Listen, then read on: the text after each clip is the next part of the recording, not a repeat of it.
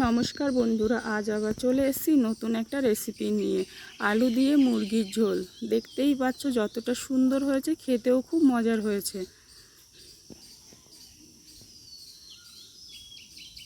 তার জন্য আমি নিয়েছি কিছু কাঁচা লঙ্কা, আদা কুচি, পেঁয়াজ কুচি আর রসুন। এই সমস্ত কিছু আমি একটা মিক্সির সাহায্যে ভালো করে পেস্ট করে নেব। তোমরা চাইলে আলাদা আলাদা করেও পেস্ট করে নিতে পারো। আমি সব কিছু একসঙ্গে ভালো করে পেস্ট করে নিয়েছি।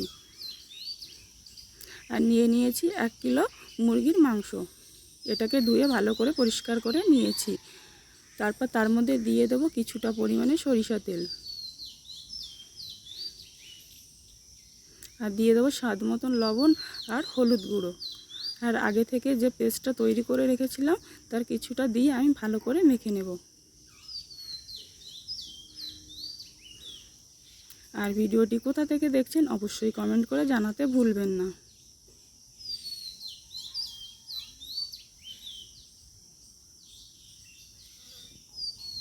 তারপর একটা গ্যাসের ওভেনে কড়াই বসিয়ে কড়াইটা গরম হওয়ার পর তার মধ্যে দিয়ে দেবো কিছুটা পরিমাণে সরিষা তেল। তেলটা গরম হওয়ার পর তার মধ্যে দিয়ে দেবো গোটা জিরে,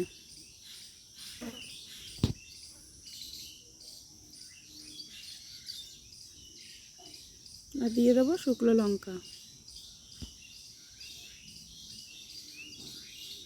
তারপর আগে থেকে যে মাংসটা আমি ভালো করে মাখিয়ে রেখেছিলাম সেটা ওর মধ্যে দিয়ে দেবো।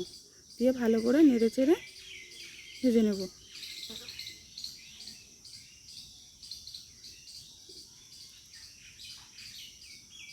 তখন অবশ্যই গ্যাসের ফ্লেমটা মিডিয়াম রাখাই ভালো।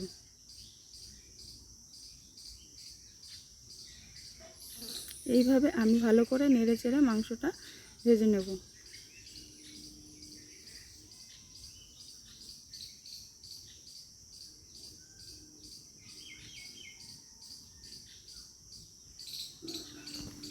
দেখতেই পাচ্ছ মাংসটা কষানো হয়ে এসছে।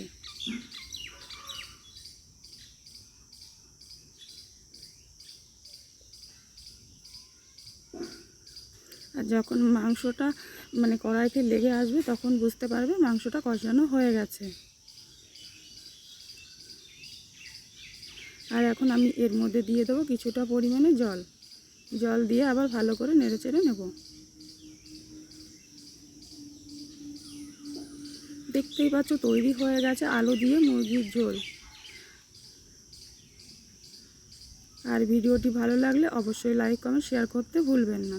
আর ফেসবুক থেকে দেখলে অবশ্যই পেজটিকে ফলো করে দেবেন। ধন্যবাদ।